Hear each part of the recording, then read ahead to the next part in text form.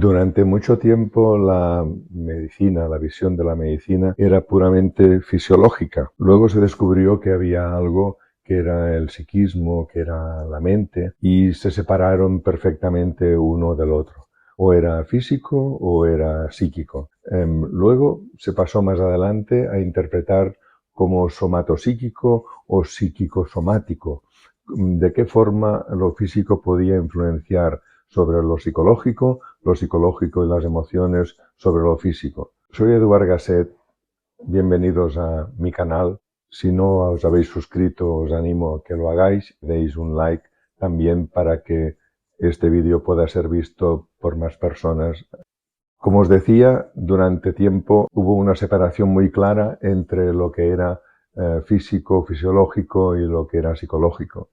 Incluso muchísimas veces en mi etapa de terapeuta, durante muchas horas al día atendiendo pacientes, me venían no pocos diciendo que aquellos dolores que tenían, aquel problema que tenían, al no responder, al no aparecer unas pruebas objetivas en análisis clínicas que justificaran aquello que estaba sucediendo, al final acababan recibiendo por parte del facultativo el consejo de que fueran al psicólogo o fueran al psiquiatra porque consideraban que allí no había en realidad ningún problema fisiológico. Luego esto ha ido cambiando con los años y ahora prácticamente todo el mundo acepta que siempre tras un problema físico puede haber también un problema emocional o psicológico, un trauma incluso del pasado, de la infancia, de cuando sea. En el vídeo pasado intenté explicar cómo inició este camino de la endocrinopsicología a través de referiros la historia de Jean Gauthier, un médico de Burdeos, que a través de su investigación nos legó un trabajo maravilloso y que nos permite entender la medicina, nos permite entender la fisiología y nos permite entender sobre todo la unión de estos aparentes opuestos, como es la mente, las emociones, con el físico, que es lo que tratamos con la endocrinopsicología. La endocrinopsicología que se puede definir como la ciencia del ser total. ¿Y quién es este ser total? Es el ser, la persona a la que contemplamos desde el punto de vista físico, emocional, mental, psicológico y moral. Todo eso nos compone. Nada de esto puede ser dejado de lado cuando intentamos reconstruir, cuando intentamos recomponer todo lo que es la salud del ser humano. A la que dejemos uno de estos aspectos, allí tendremos más o menos buenos resultados, pero no de una forma total, de una forma global, de una forma entera, de una forma profunda. Entonces, si no visteis el vídeo anterior, donde explicaba sobre esta primera etapa del doctor Gauthier, por favor, creo que va a aparecer aquí un enlace donde podréis verlo y así saber mejor de qué voy a hablar a continuación. Estábamos en que el doctor Gauthier, en su consulta en Burdeos, estaba viendo cambios impresionantes que no podía explicar desde el punto de vista de la carrera de medicina que él acababa de estudiar en la facultad, porque lo que estaba tratando era puramente a través de extractos glandulares y produciéndose verdaderas maravillas con sus pacientes. Luego, cuando llegó esta endocrinología que parecía que quería competir con la medicina al uso, en la cual se consideraba que el sistema nervioso y el cerebro era el baluarte de todo, había acontecido alguna cosa que había pasado desapercibida por lo que es el mundo científico. Una de estas cosas fue lo del hombre planta de Roesch.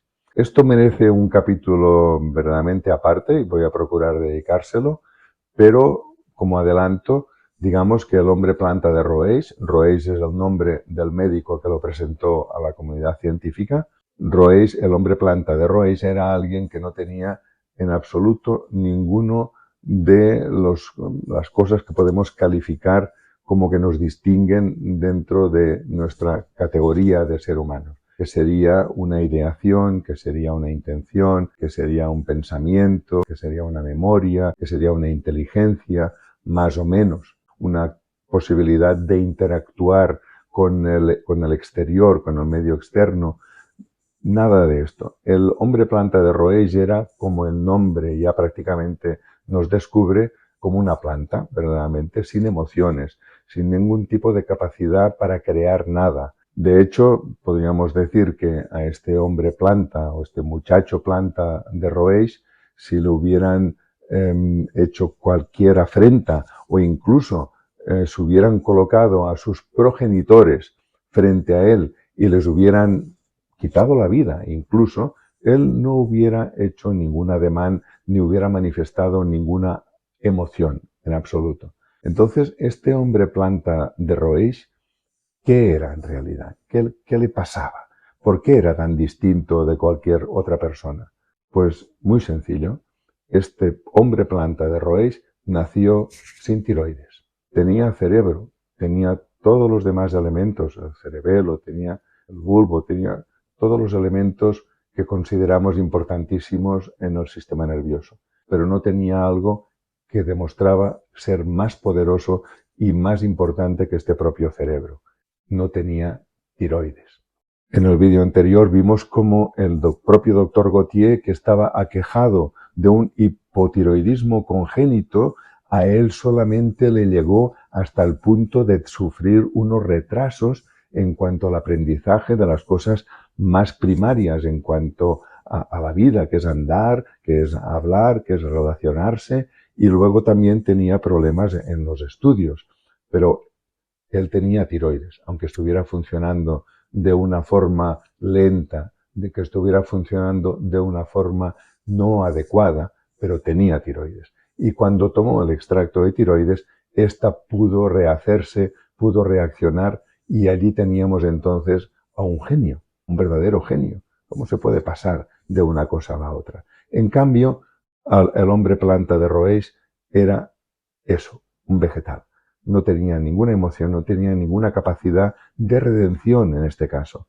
Ni dándole extracto de tiroides no podíamos hacer nada, pues había un receptor que faltaba, importantísimo, que era una tiroides ni que fuera funcionando poco y mal. Entonces, este detalle pareció que pasó desapercibido a una ciencia que siempre tiraba hacia el lado que le convenía en este sentido, ¿no? Y ignoraba lo que iba en contra, porque claramente el hecho de que existiera un ser como el hombre planta de Roesch iba en contra de la supremacía del sistema nervioso y ponía por delante al sistema glandular y muy concretamente a la glándula tiroides. Tal y como iremos aprendiendo y viendo en estos vídeos, no todo acaba con la tiroides. La tiroides es, con diferencia, la glándula más importante del organismo. Quien venga o se interese o proceda del mundo de la medicina o de la terapéutica tendrá entendido que las cosas no son así. Y me dirá, perdona, Eduard, la más importante es la hipófisis, porque así está descrito en los libros, pero os aseguro que no es así. Y vamos a verlo. Y lo entenderéis, lo comprenderéis y lo aceptaréis también. Después de todo lo que os he dicho, pensad un momento conmigo. Cada vez hay más niños con problemas de aprendizaje. Cada vez hay más niños con problemas de hiperactividad. ¿No podría ser que la tiroides estuviera detrás de esto? Que no sea tanto un problema neurológico, sino de la propia tiroides. ¿Qué os parece? Reflexionad conmigo. Tal como vimos en el vídeo anterior, el doctor Gautier, por el problema que tenía de hipotiroidismo congénito, no alcanzaba a los estándares mínimos que se precisaban para estudiar, para retener, para memorizar, para estar atentos en una clase y retener lo que se estaba explicando y sobre todo una capacidad de relacionar cosas. Todo eso depende estrictamente de la tiroides. También el hombre planta de Roesch, sin tiroides, no es capaz de hacer nada, en absoluto, nada. Es como una planta.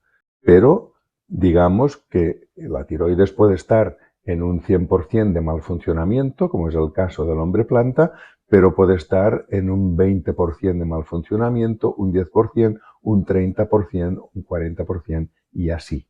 Entonces, dependiendo de cuál sea el grado de afectación, nos afectará también nuestra capacidad de retención, nuestra capacidad de relación, nuestra inteligencia, nuestra capacidad de comprensión. Reparando esto, entonces aumentan nuestras capacidades, aumenta nuestra capacidad de estar aquí ahora, de estar presentes, de entender, de almacenar las cosas en el sitio correcto, en nuestro disco duro, podemos decir, que es nuestro cerebro, en realidad, que esta es su función principal. De todo esto se ocupa la endocrinopsicología.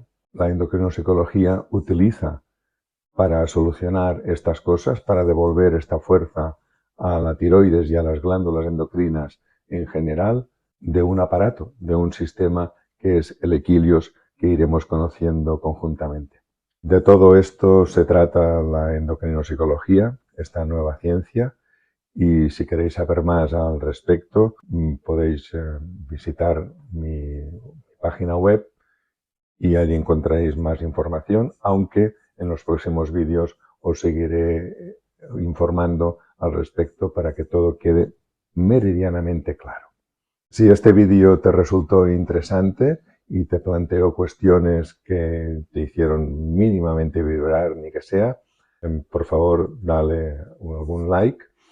Y si tienes alguna pregunta, si te suscitó alguna pregunta que quisieras que se respondiera, por favor, también pregunta aquí mismo en el canal y muy gustosamente te responderé. Gracias, hasta otra.